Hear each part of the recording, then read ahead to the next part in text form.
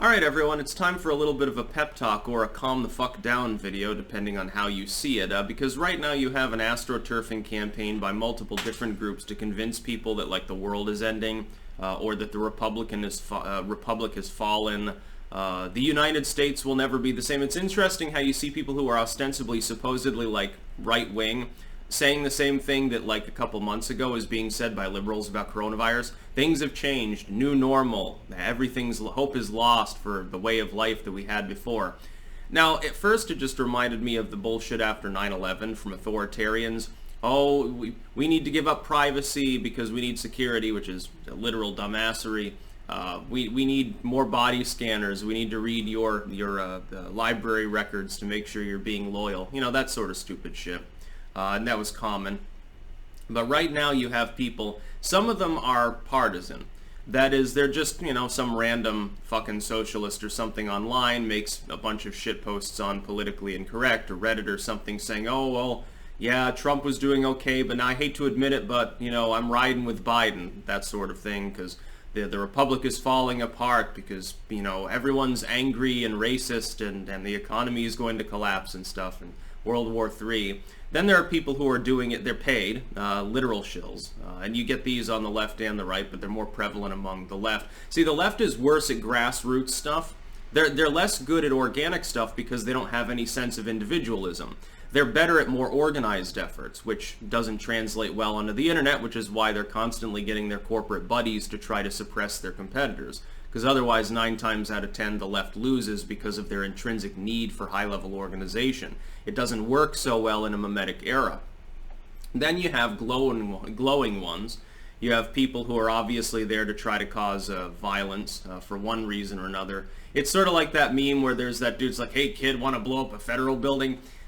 Really, there are people that actually act like that. Now, some of these people might have a badge number, others may be psychopaths, and some of them, again, are probably political partisans.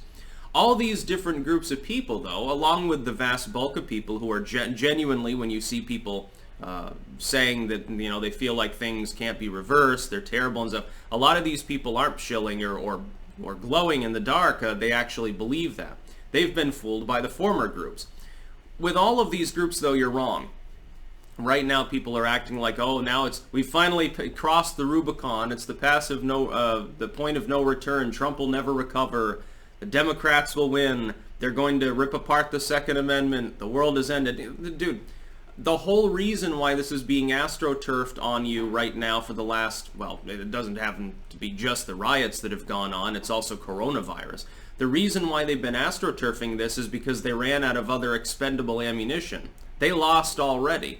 The only thing at this point that can fucking save the Democrats is a continued deep recession, which is not evident going to happen.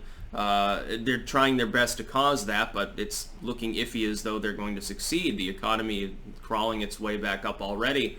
Or demoralization, that is lowered turnout essentially. And they know it. You think that their studies don't show them that a group of people that doesn't feel enthusiastic, they simply turn out less. Biden's got a 16-point gap with Trump in that market. That's considerably more than Hillary Clinton suffered as far as a gap. Big difference. Hillary Clinton, of course, lost in a landslide election. A popular vote doesn't apply if it's just Californians and New Yorkers, because they're already blue states. It's very funny to see these people literally shake. They're literally shaking when anyone mentions Nixon's re-election. And then they start to say, well, no, it's not exactly the same thing. Of course, Nixon was an incumbent, as though that fucking matters. It's not the same because, you know, these riots are for racial justice and they're good. Well, again, doesn't matter. That now, you see, it's always darkest before dawn now, isn't it? You see multiple of these groups talking openly about the fact that rioting makes the U.S. more conservative, and of course it does. Again, protesting is fine. Nobody argues with your right to hold a sign and march around. But when you get to the point where people are burning their own cities to the ground, thousands of businesses lost, that means tens of thousands of jobs lost, during a recession no less, multiple people dead, including several police officers, hundreds, possibly thousands injured, billions of dollars of damage to properties not even destroyed. At some point, people look at that, and the average, sane, rational, normal individual tunes it out and says, fuck it, you people are nuts. and they start to side with the police. And this is exactly why there will be no reform to address actual police brutality, which is a prevalent problem in some of these metro areas. Can you remember when Chris Dorner was on the run and the LAPD gunned down several pickups that weren't even the same color as his? In a hail of bullets, I think paralyzed several people, never even paid out in a civil case. You remember that? Of course there's a problem with police brutality. Abso-fucking-lutely. The problem is that every time it happens, it gets boiled down to a racial issue, and then people the next right, they burn a bunch of cars. And within a couple of days of that, the American people lose their stomach for the whole fucking goddamn thing. It doesn't help when the protests at this point, Gen Z and millennial protest is so much different than it used to be. It's no longer about smart sloganeering. Now they sit there and renounce their white privilege and sit there in a group of hundreds chanting as though they're part of a religious service. I'm sorry, but the optics of that aren't that great. Today's left is clueless when it comes to these things. And it is just the left at this point because, look, people like me, my initial snap take was sorry for George Floyd's death because it's obviously wrongful. Fucking cat hair floating around as always. Very quickly, though, people like me who are sympathetic towards those abused by police in a when they have a legitimate grievance. I don't support the drug war. I think that everyone who's in jail on small-time drug charges should be released tomorrow and paid restitution by the state. Unpopular opinion, yes, among people who are supposedly far-right, which I'm not. But I can't stand with protesters when they're acting like that. I'm not going to renounce jack shit. I don't have white privilege. Just as many white people are being abused by police as black people, including a lot of those weed-smoking college hippies for so many years, who got more than a slap on the wrist in many states. Thank goodness I was born and raised in, well, not technically born, I was technically born in New Hampshire, raised from day 2 of my life in the state of Vermont, for the most part. Other than when I lived elsewhere, like now that I'm sitting in Amsterdam, the pot capital of the world. Very surreal life so far that I'm living. But yeah, I mean, stop guzzling the left-wing propaganda. Dude, if anything, the fact that there were riots that reached that level of violence, the left can score cheap brownie points with their Twitter echo chamber by saying, ha ha ha, coward Drumpf was shitting and farting in his diaper in the White House bunker. What a coward, we lack leadership. Dude, get off Twitter and see what's in the real world. And turn off CNN and stuff like that too. Who do you think watches their crap?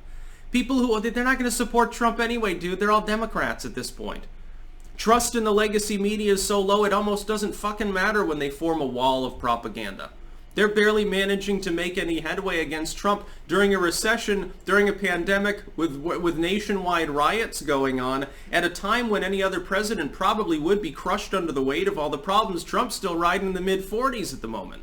Now, I expect that there will be a decline in his support temporarily. I expect it to skyrocket right back up. And yeah, I still expect him to be re-elected. Yeah. Maybe not a Nixon landslide re-election, because of course, when Nixon, when he was trying to get re-elected, of course, he didn't have the entire corporate media against him.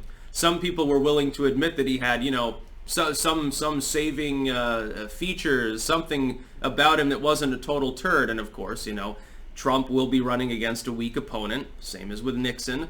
That helps. It helps when your opponent's demented or crazy, and Biden is both. No, the Democrats aren't scoring any points right now. Look at the gun sales figures that they just released for the last like week or whatever. Absolutely smashing records. You've got something like 2 million new gun owners in the United States, thanks mostly to these riots. 2 million! You think that that's going to slack off next month? I think it'll be record highs for June as well. I think we're looking at 3.5, 4 million new gun owners. I don't think they're likely to vote Democrat. I think that there are a lot of converts to the Republican Party right now. And for those that don't find that palatable, at the very least, I can't imagine them bothering to pull the lever for Joe, the least exciting Democratic candidate since, I don't know. I can't even think of it. Maybe Walter Mondale, maybe. But Mondale wasn't even a bad candidate. He wasn't particularly out there. It's just that he got completely outshined by Ronald Reagan. I don't know, maybe Jimmy Carter, but he's not even really... He doesn't count as being unenthusiastic or non-charismatic. It's just that he was president at the wrong time. In all honesty, he gets a lot of shit he doesn't deserve. Better Democrat than Obama or Clinton. And that's going some. But it's not exactly saying much, I mean. Yeah, stop guzzling the propaganda. Yeah, it's darkest before dawn. Yeah, we just had a bunch of riots. The riots are being quelled as we speak, and the average American is not going to stand with the rioters. We got multiple snap polls that I only trust very slightly that I've also got to analyze at some point. That's about all. Peace out.